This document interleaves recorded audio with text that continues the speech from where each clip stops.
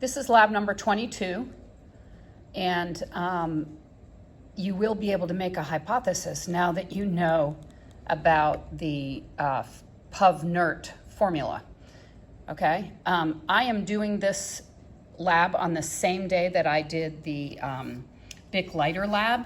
So the temperature of the room has gone up a little bit. It's 24 degrees. I've got my thermometer right here, and it is 24 degrees in here.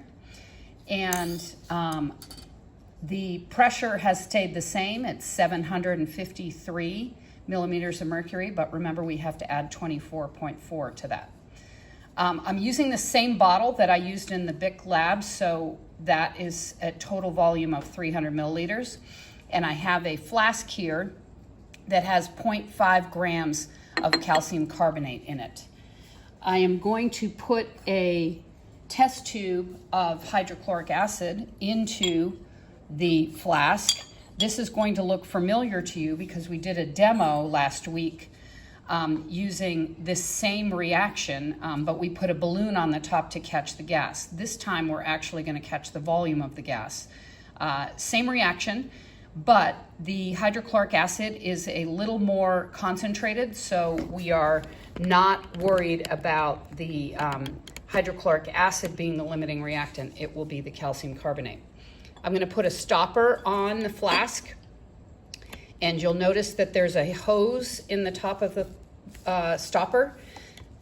There are 3 holes in the stopper, but 2 of them are plugged and 1 is open. The one that's open is the one that's attached to the hose. So these 2 holes right here will not have any gas escape.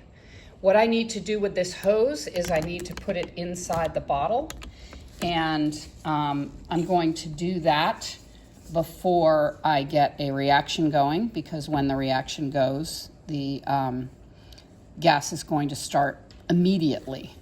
And you should be able to see the gas coming up into the bottle.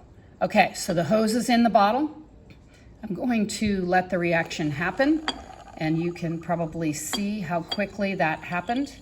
You can see the flask here where the acid definitely reacted with all that calcium carbonate, and the gas that we've produced, as you know, is carbon dioxide.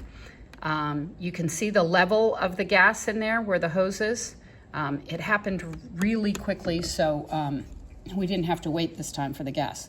I'm going to pull the hose out first, and then I'm going to put the top on the bottle again while it's inverted, because I don't want to lose any water, because that will add to my volume and it will be misleading.